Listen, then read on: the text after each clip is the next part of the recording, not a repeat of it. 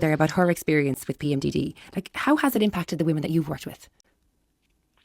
Well, thank you very much, Anna, for having me. And it's just great to have the opportunity to further talk about PMDD, because it is just such a powerful condition that impacts not just, as Jennifer says, herself as the woman suffering it, but her partner, her family, and her lifestyle. So, and as what Jennifer says, like, it is such a powerful story that she has. But, you know, time and time again, that's the stories that I listen to women. So it is really, really, really difficult. It's not just bad PMS. It's a severe. We know now that it is characterized as a severe mood disorder. It's whereby you have extreme mood swings, extreme anger or irritability, you know, extreme depression, very high anxiety, not being able to sleep. You know, it's like one young girl said to me, my brain is just hijacked for 2 weeks a month. It is that classical Jekyll and Hyde. Mm-hmm.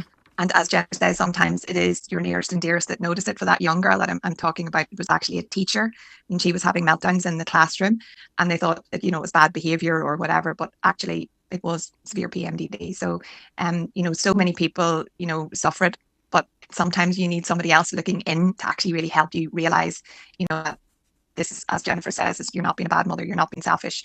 It's because you have this serious condition. Like, how difficult is it to get a diagnosis? Well, I think now, as Jennifer says, when she came back home, it wasn't really talked about enough. Now, I've been treating patients for like over 20 years with this condition, but it hasn't really been recognised until recently. Mm-hmm.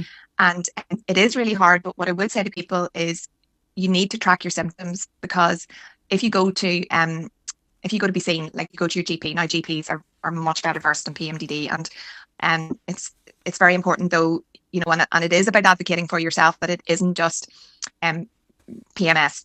But it is really good to have actually a track of your symptoms, that if you have something, you know, in writing, something physical, that you can actually say, well, look, you know, those 2 weeks I was absolutely fine, but then these 2 weeks it was absolutely horrendous.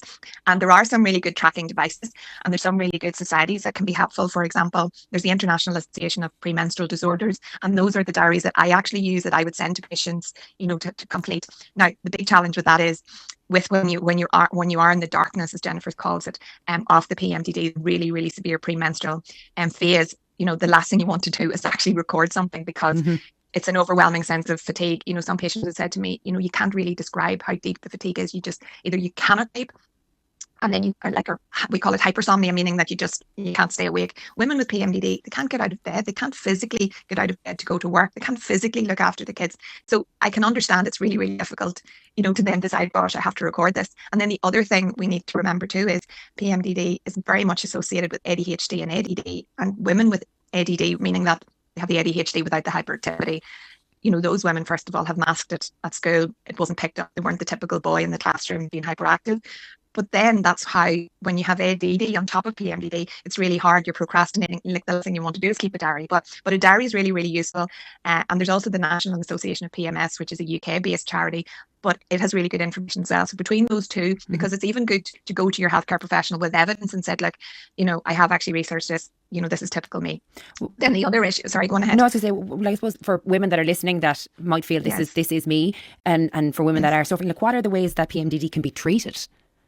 Okay, so as we were the first thing is it's really important to get the diagnosis right, because there's different sort of variations. There's PMDD, which is this definite cyclical, like almost like 2 weeks on, 2 weeks off of just completely different person.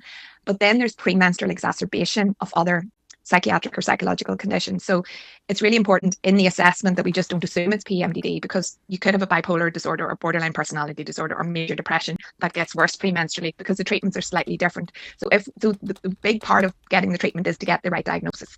And then the second part of the treatment is, what we think is, we do know that it runs in families. Another way of diagnosing it is, when you're pregnant, you feel absolutely fantastic. So like Jennifer says, it was after her second baby that it really, exacerbated itself. So postnatally, postnatal depression can also be associated with PMDD. And it's like in that phase, sometimes it's just diagnosed postnatally. It can be diagnosed post-trauma, which she mentioned as well, or traumatic birth. So all these things can make it worse. But in relation to the hormones, we know that it is to do with the hormones. It doesn't mean that you have an imbalance of hormones, but we need to stabilize the hormones. So the first plan of treatment is usually using hormones in the second half of the cycle, and they can be very, very effective. We also even use sometimes the combined oral contraceptive pill, because there's a particular type of progesterone called drospirenone that's really, really helpful. Some people say, oh gosh, the pill, should we use that for everything? But it can be really, really useful. It's not for everybody. It doesn't suit everybody. But the other issue with PMDD is a lot of women have a real intolerance to progesterone, that even some of the treatments that we try can make the actual the mood worse. So we usually start off with hormones, whether it's a patch or a tablet or whatever, for 2 weeks a month. And you do need to give it like 3 to 6 months to see if that's going to work. The next step up, this is from my perspective as a gynecologist, because I go down the hormonal route, but I do have a psychiatrist working alongside me too, that if, for example, we feel the hormones aren't really working, then like Jennifer, the use of antidepressants are really, really useful, because it's how the chemicals in your brain work to affect your serotonin. So some of the tablets that help your serotonin can also be helpful. And you can actually just use them for 2 weeks. It's funny because you think, oh, antidepressants take so long to work. With PMDD, they actually really work 2 weeks on, 2 weeks off. And sometimes you can be in a very low dose the whole time, and then premenstrually you can increase the dose. But there's lots and lots of different ways that we can try to treat it. But like Jennifer says, it's listening to your body, it's taking that time out, it's having a healthy diet, it's trying to get out for a walk. I know for some people it sounds horrendous because they just can't move or they can't do anything, but it's those tiny little steps. It's a holistic approach. It's just not just about the hormones, but you have to just take time to yourself and just look after yourself. But it is a light bulb moment. The IAPMD talk about the light bulb moment. It is that like going, oh my God, this is me. And I've had so many patients that haven't recognised it until somebody else has said it to them. Lots of people have been getting in touch with us about their experience. Do you have a voice note in here actually? I was told for years these symptoms were all in my head, even by female medics. It nearly drove me completely mad. It was embarrassing, exhausting and very lonely. Like, we got a text in here as well following from that too. I suffer from PMDD 2 weeks of the month and it's hell. More emotional and mental symptoms for me than physical, but it's a poorly misunderstood condition, unfortunately. Another text in here, Ola, it says, I have to say the lady who suffered from PMDD seems to have a very supportive husband who was clued in about it. Hopefully it all works out for both of them. It's not easy. And I suppose going on to the support structures that people have, the people in their lives, for anyone listening whose partner, friend or maybe a family member might have PMDD, like, what can they do to support them? Well, I mean, as you said, Jennifer's husband sounds as if he was really, really, really supportive, and that can be a big challenge because, if you can imagine someone who's angry and fighting all the time, it's so difficult to actually take that as the partner. So I think if the big thing is education, that if you can understand the difficulties of PMDD, then, you can actually sort of change the way you react to it. And it is a case of, but as like that lady on the message said, isolation. Women are so isolated. And the other thing we would forget or haven't actually mentioned is some women take their own life during this phase. So it's so important as a partner to understand that. And it might be a case of, they feel so helpless, they can't really do anything.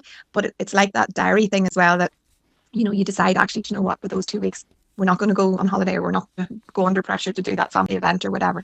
And women have to, and families, like, it's not just the women, the families, the partner, the kids, their life is dictated by the menstrual cycle, and for people who don't suffer it, like, it is so impactful. And even things like being able to work full time, having to work part time. Now, one of the things about working from home and COVID, it's actually facilitated women with PMDD and other things like endometriosis that they can actually work a little bit longer because they're not having to go and travel to work or go to the office or interact personally with their work colleagues. So things like that can be very, very useful to help women, have more of a continuity, in their work life. And even conversations like ours this morning, having these conversations on air means people can have them at home as well and pay more attention to symptoms either in yourself or in those around you that you love. So Dr. Orla Conlon, thank you so much for coming on this morning and opening our eyes to PMDD. For more information, you can follow Orla on Instagram at Dr. Orla Conlon.